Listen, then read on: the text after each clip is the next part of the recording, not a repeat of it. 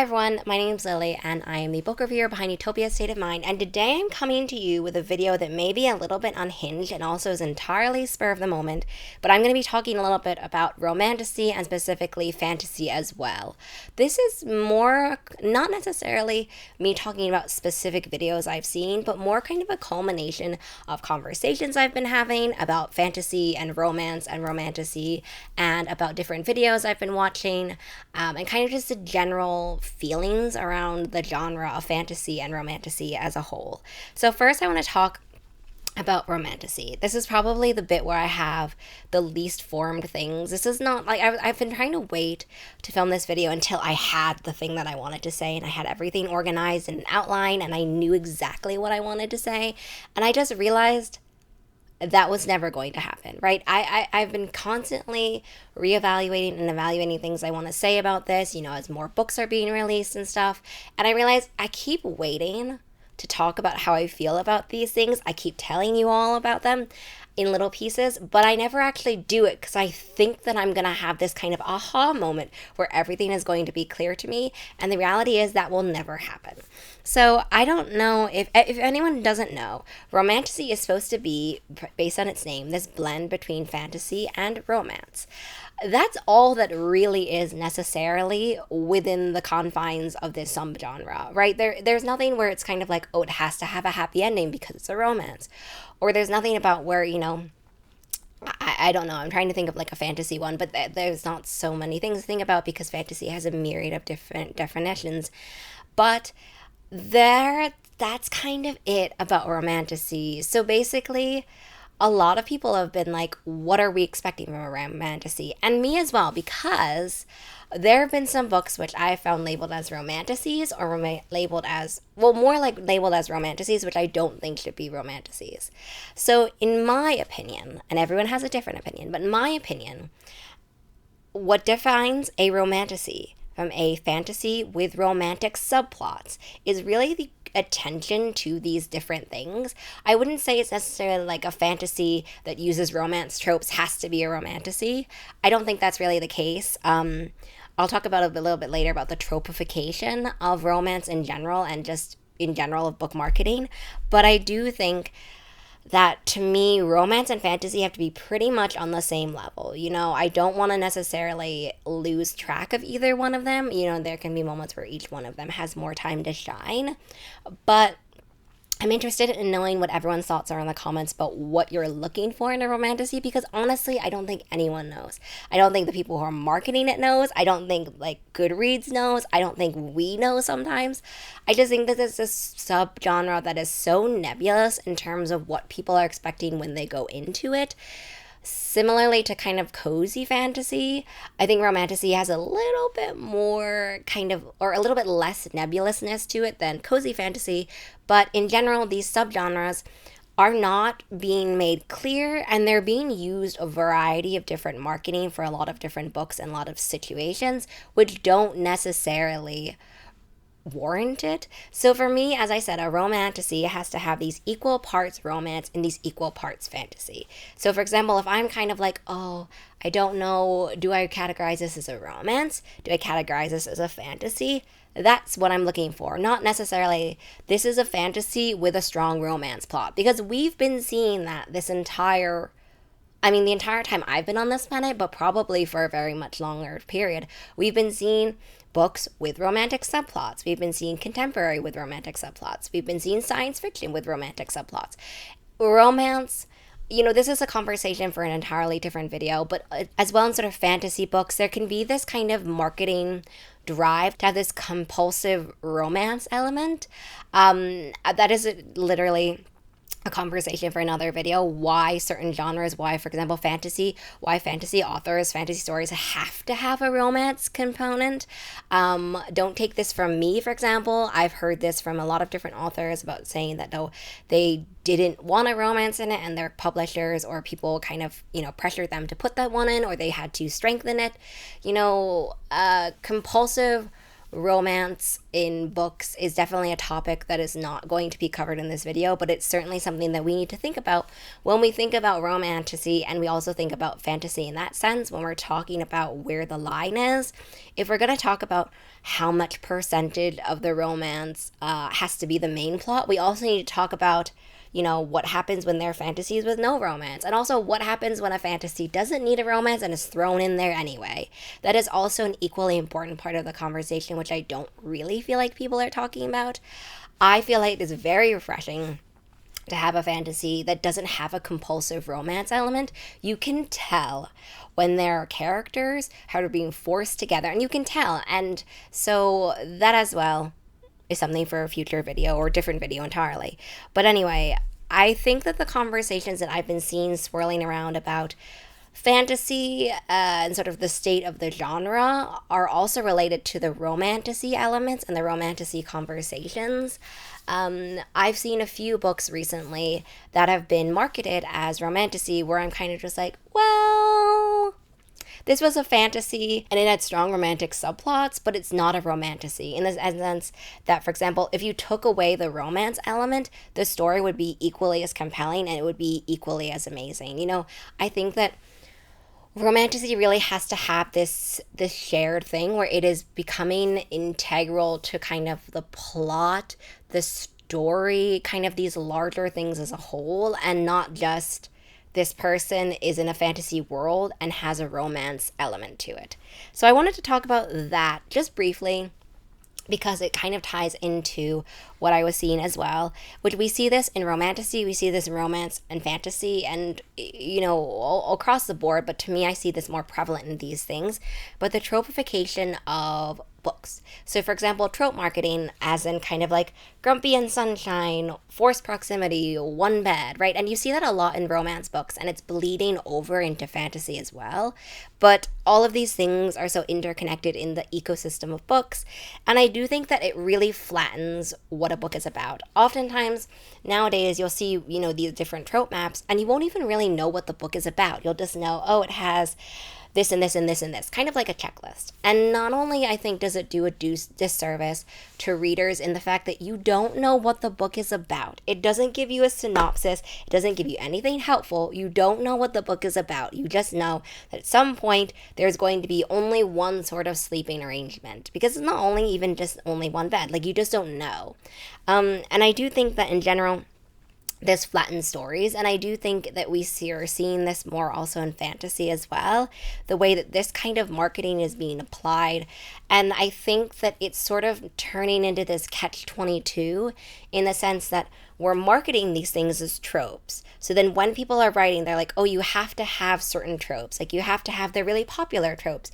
Or I want to subvert this trope. Or I want to make sure I have this trope. And so it ends up being more of a trope-driven written story and plot than it ends up being a story. And then there are certain situations that fall into these tropes.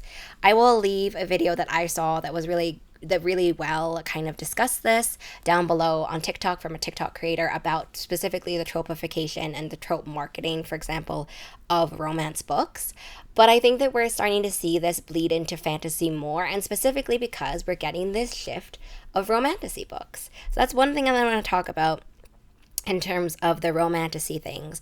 Another thing that I've been seeing as well, I think that it is important to realize kind of the sexism within this, right? We've talked a lot historically about fantasy and about how for a larger part of the world and society it was kind of like an old white men dude club, and so I do think that when we're seeing these talks about romantasy, when we talk about these kinds of things, a lot of times it's kind of just like putting stories by marginalized creators, by queer creators, by women into this different kind of subgenre.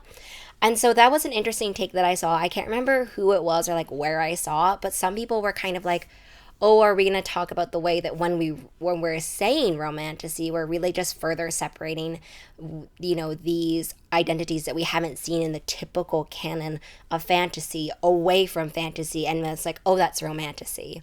There's a lot of derision towards the romance genre in literary fiction spaces, or even just fiction spaces as a whole. I've experienced this as a reader. I've experienced this kind of in all different aspects of my life, and the way that people discount romance stories. And one of the things I've heard about discounting romance stories is like, oh, everyone knows how it's going to end. They're going to end with a happy ending, or oh, it just seems so formulaic. Which in reality, to me, it is just so confusing to me, because when you read a murder story or a detective story, we all know how it's going to end as well. Someone is going to solve the murder. Someone is going to, be a detective. We're going to have red herrings. You have these formulaic ways of telling stories, ghost stories, for example, in other genres and other ways, but romance is the only one that gets a bad name. And I just feel it reeks a little bit too much of sexism to be completely discounted, is all I'm saying. So that's certainly another aspect I've been seeing in terms of the discussion about romantasy is this another way to kind of further alienate people from being, who were traditionally excluded from these traditionally white cis man spaces? Is this another way to kind of just exclude them from that? Is it creating a safe space for them?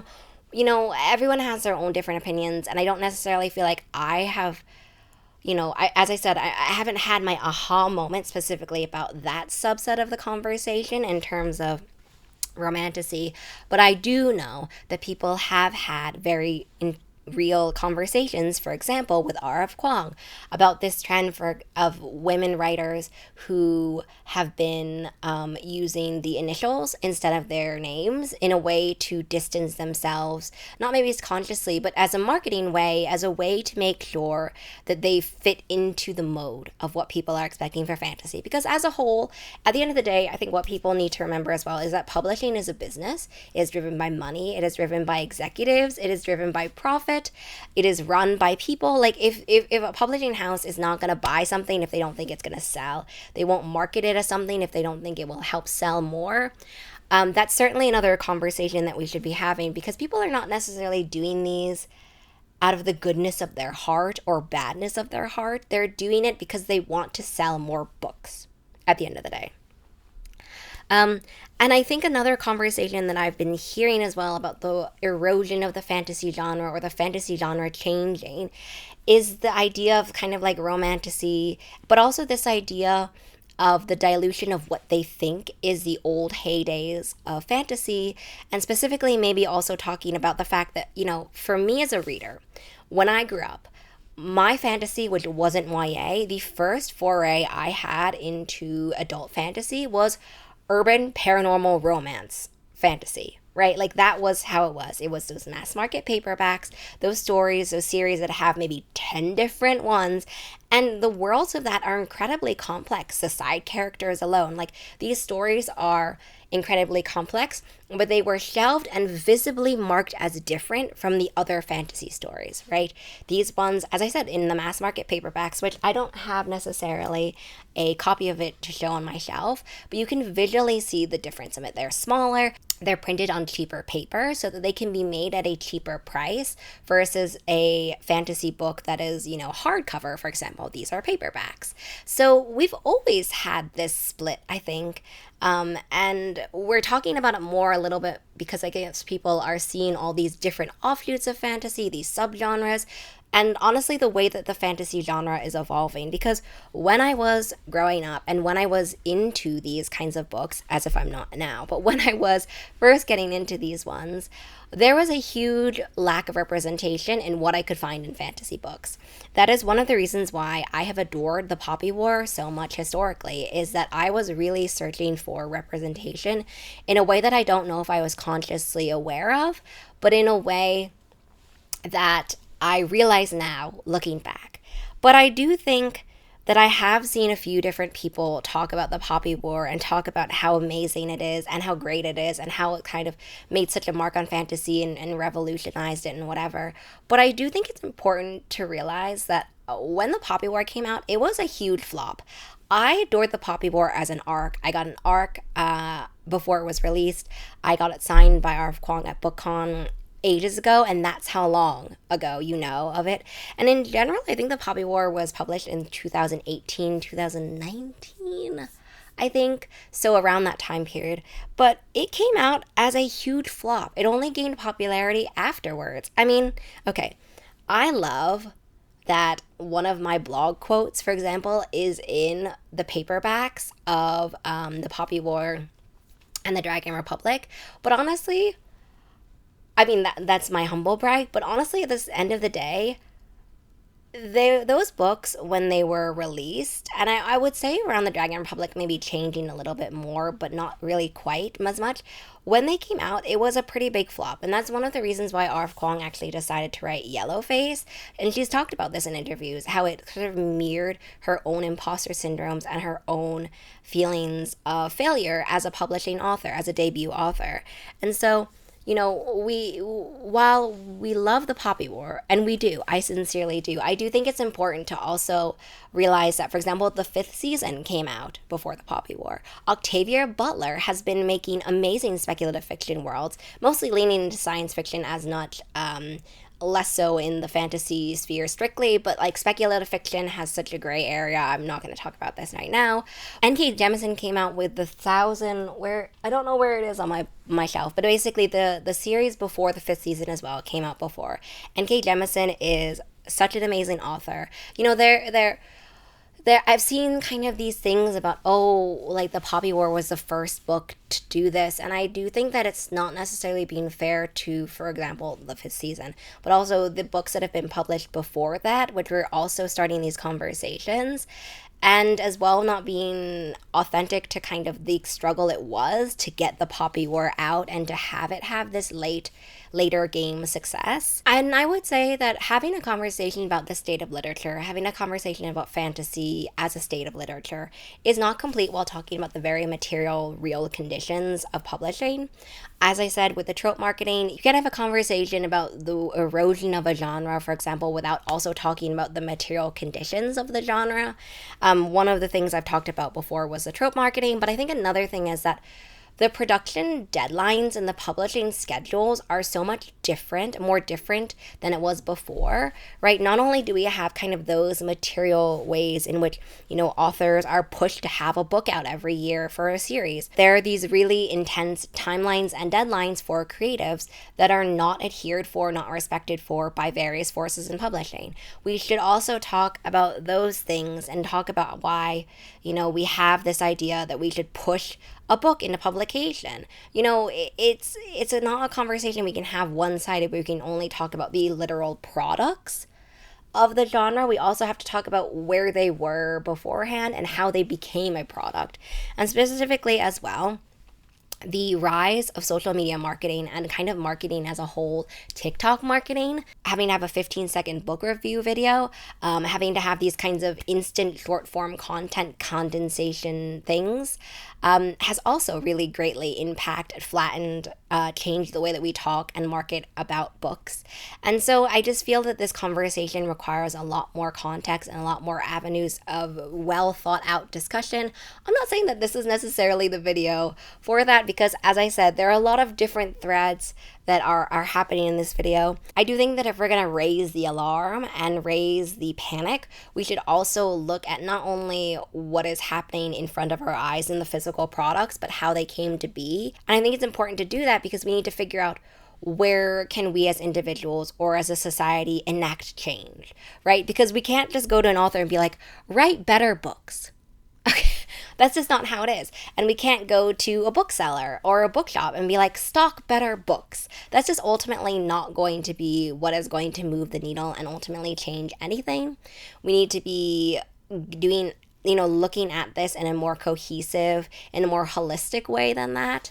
If we want to make any change, or if we want to make our voices as readers heard, period. So I think that's another aspect of frustration I've had about missing, or elements that are missing from the conversation. And I think what I want to end this video on is that I wouldn't necessarily say that the fantasy genre is dying or it's eroding. I would say that it's diverging and diversifying. For example, the amount of marginalized voices and voices in the fantasy genre is higher than ever before. It is still abysmal, honestly, the amount of percentages of fantasy or books in general, but also fantasy written by marginalized people, abysmal. But it is better than it was before. And my only hope is that it will be better. And so I would say that fantasy is diversifying. And when anything diversifies and diverges, there are going to be conversations about, how to categorize things and how to, figure out what is and what isn't. I think we're in this kind of growing pain stages. But I wouldn't necessarily feel that same amount of panic. And you might say, oh, well, what do you really know? What do you have, I guess, as a stake? Obviously, as a book reviewer. But I mean, I've also studied in school, in college. I've studied English literature, like I've studied literature, so I do understand the differences in terms of reading it for school, reading this for I'm going to dissect this and take this apart for a thesis, and also that kind of reading. I have experience doing this. I also have experience having to talk about books in a critical way, talk about books and the ways that it, ties into theories, ties into the greater world as a whole. So I do kind of feel like I know a little bit about this kind of thing, and I guess I'm just sharing this very rambly video for you all, kind of about the state of the genre as a whole, maybe, and the different conversations I see happening but need to be connected more. So if you've enjoyed this long, rambly video, also leave me your thoughts down below, because I'm really interested about what people are thinking about when they're thinking about romantasies and what they're thinking about as well in terms of the genre. So I hope you have a really great rest of your reading day, week, month, and year. And I will see you in the next video. Bye.